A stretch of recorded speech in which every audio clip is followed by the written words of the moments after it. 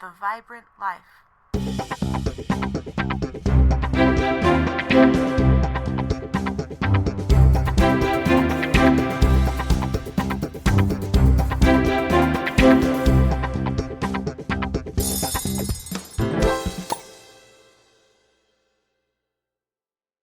You are listening to the Vibrant Life Podcast, episode 84. Hey, it could happen. The Vibrant Life.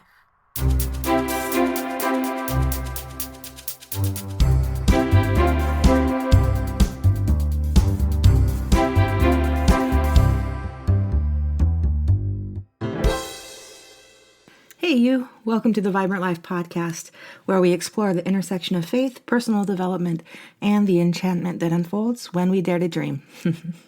Today's episode, Hey, It Could Happen, draws inspiration from the 90s classic, Angels in the Outfield. And if you're a 90s kid like me, you might have a nostalgic grin right now, so get ready for a treat. Growing up, this movie was a staple in my house, blending baseball, heartfelt drama, and a touch of magic. It's a timeless tale that resonates with audiences of all ages, and it teaches a few profound lessons all about faith and optimism. But before we jump into the wonder of Angels in the Outfield, let's talk about some fantastic tools to level up your Vibrant Life journey. Have you picked up the Vibrant Life Goal Planner yet? It's not your ordinary planner, it's a game changer for turning dreams into achievable goals and goals into remarkable achievements. And if you're seeking poetic inspiration, you can also explore my collection, Poems. Both books are on Amazon right now, so check them out. Here's the thing, peeps. I need your help to keep the Vibrant Life community thriving. So if you find value in the podcast, hit that subscribe button, leave a review, and share your thoughts in the comments. Your feedback fuels our journey together, so let's spread the ripple effect of goodness. Alrighty, let's get into the topic/mantra today of, hey, it could happen. But remember, your support keeps this vibrant ship sailing, so let's make it happen. To set the stage, let's recap the movie Angels in the Outfield. It came out in 1994, which, phew, I can't believe that's over 40 or just about 20 years ago. But this movie follows Roger and his best friend JP as they navigate life within the foster care system. Roger's heartfelt wish to reunite with his father hinges on the Angels baseball team winning the pennant, which is a seemingly impossible feat for the last place team. Roger's prayers are answered when real angels start helping the team win their games, leading to an extraordinary turnaround in the season. However, only Roger can see the angels. So he gives tips to the manager on who to put in the game, etc. And along the way, JP, Roger's best friend, continually believes that good things are coming, and he has the catchphrase of the day, hey, it could happen. He's such a cute kid, really. And JP's optimistic mantra becomes a central theme in the film, encouraging everyone to believe in the possibility of positive change and unexpected miracles. I wish everyone could have a friend and a sidekick like JP. I could definitely use one. In Angels in the Outfield, the presence of actual angels intervening on the baseball field adds magic and wonder to the story, but it also serves a deeper purpose. These angelic interventions, they symbolize the power of prayer, of positive thinking, belief, and determination to achieve success. And it showcases that we have more help than we realize, both from earthly angels and from those on the other side. In the beginning, the baseball players are in a state of disarray, both individually and as a unit, and they struggle with self-doubt, lack of confidence, and a general sense of hopelessness. Their performance on the field reflects this, as they consistently lose and fail to live up to their potential. This is exacerbated by Coach Knox, who doesn't believe in the team and is angry and critical. However, a shift occurs within the team as the real angels help the players with miraculous plays and turn the tide of the games in their favor. The players start to realize the impact of their mindset on their performance. They witness firsthand how belief in themselves and their abilities leads to positive outcomes. As the story progresses, the players shed their self-doubt and embrace a sense of confidence. They learn to trust in themselves and each other, understanding that success on the field requires not only individual skill, but also teamwork and mutual support. As the players grow and develop throughout the film, they start playing better even without the assistance of the angels. And this highlights the idea that true personal development ultimately comes from within. By believing in themselves and working together as a team, the players achieve success in their own merits. So that's one of the big turnarounds in the movie, and I really love that. I know this is a movie, but I sincerely think this is often how Heavenly Father works. He gives us the help we need until we become more capable, and He enables us to do things ourselves. Another definition of grace is enabling power, which I really love. Heavenly Father is always helping us. It's a continual process, but most often He gives us the capacity to do the work rather than simply removing obstacles from our path. Life is all about becoming. As President Howard W. Hunter said in his talk, The Opening and Closing of Doors, in April 1987, our Heavenly Father, who gives us so much to delight in, also knows that we learn and grow and become stronger as we face and survive the trials through which we must pass. We know that there are times when we will experience heartbreaking sorrow, when we will grieve, and when we may be tested to our limits. However, such difficulties allow us to change for the better, to rebuild our lives in the way our Heavenly Father teaches us, and to become something different from what we were, better than we were, more understanding than we were, more empathetic than we were, with stronger testimonies than we had before.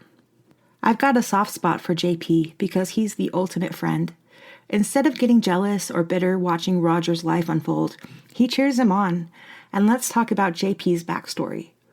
We get hints about his tough life, like living in a car with his mom and having such a bad experience that he's sworn off riding in cars altogether.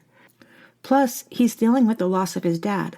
But instead of letting it drag him down, he imagined his dad and Roger's mom hanging out in heaven. Talk about resilience. And through it all, JP keeps that infectious optimism alive. Remember his go-to line? Hey, it could happen. Transitioning from JP's journey, let's talk about Norman Vincent Peale's The Power of Positive Thinking to explore further insights to the impact of optimism. This is a great book, and you should definitely check it out. Peale's words echo with wisdom as he emphasizes the importance of self-belief and confidence, stating, "Believe in yourself, have faith in your abilities. Without a humble but reasonable confidence in your own powers, you cannot be successful or happy." This is the truth, my friends. It's taken me longer than I want to admit to love myself, but I'm getting there. And I know that it's impossible to achieve true joy or success if you don't have faith in yourself. You have to believe your endeavors will work out. That's a big percentage of the equation. I discovered a brief article by Norman Vincent Peale online offering 4 tips on positive thinking with corresponding examples provided by Peale for each point. And I really like it. The first one is, to every disadvantage, there is usually a corresponding advantage. Consider the old truism that behind the darkest clouds, the sun is shining. In the toughest situations, there is always some value that is inherently good. The positive thinker will look for the good, for the advantage, and will therefore do far better with the difficulty than the negative thinker will. What you deeply think about and visualize has a strong tendency to happen, so always think positively, believingly, expectantly, hopefully. The second point is, it isn't what is happening, but your attitude toward what is happening. 2 men of equal intelligence are facing a hard task. The first man says, "This is an overwhelming difficulty, more than I can handle," so he's defeated from the start. The other man says, "This is a tough situation, but with God's help, I can handle it," and he proceeds to do so successfully. It is the attitude toward the situation that is crucial, more so than the situation itself. 3 is, develop a positive mental attitude toward the bottom. I've often had to deal with glum and discouraged people who have said, "I've hit bottom and there's no hope." To one such man I replied, "Congratulations. Having hit bottom, you can go no lower. The only direction is up. So start thinking up." He did, and after a time, new ideas came that helped him to move up well above the bottom. And number 4, put thoughts of God up against your trouble. A friend of mine at 84 had her leg amputated. Even so, she does all her housework from a wheelchair. When asked if she ever becomes discouraged, she answered, "Certainly I do." Then I asked, "What do you do when you get discouraged?" She replied, "What is there to do but get over it? I simply take the attitude that, with the Lord helping me, I can sweep all the dark shadows from my mind as I do the dust in my house."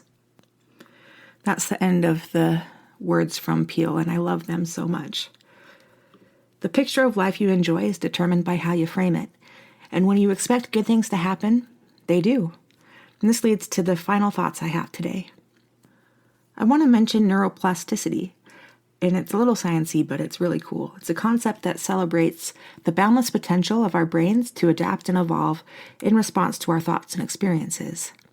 And I learned a lot about this from the teachings of Dr. Joe Dispenza, who is a pretty big authority in neuroscience and personal transformation.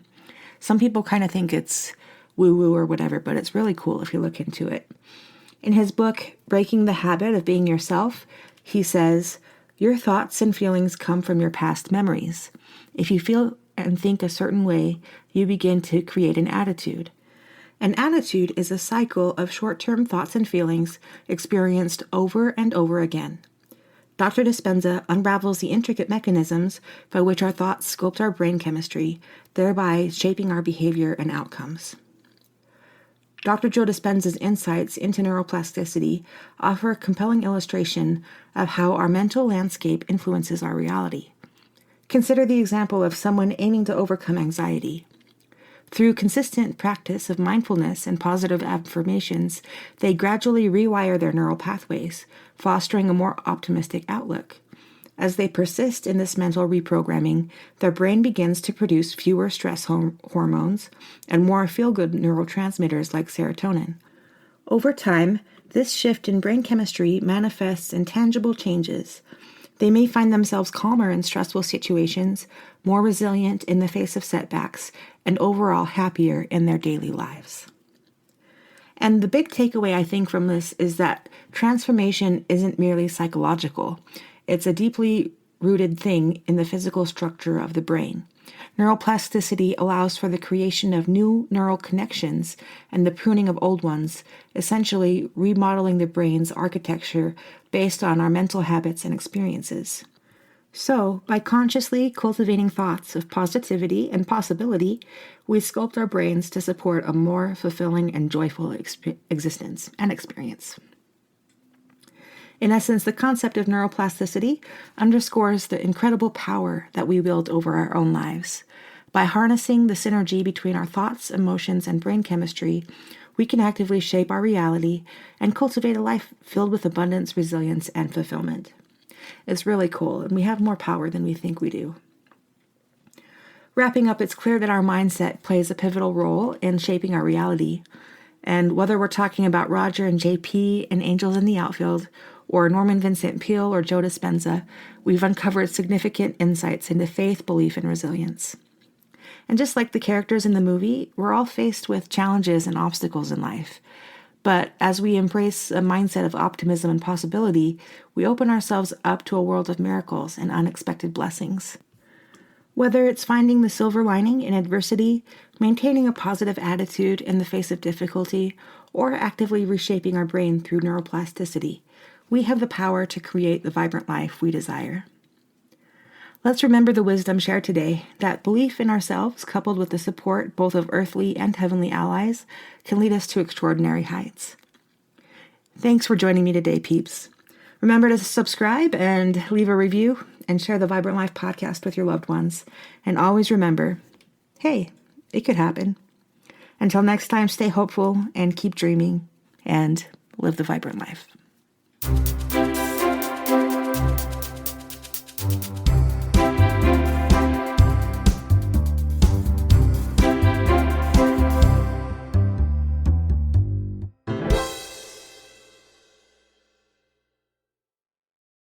That's it for today on The Vibrant Life. Subscribe to get your weekly dose of good times, wisdom, and inspiration. Feel like supporting the show? Donate and keep the magic happening.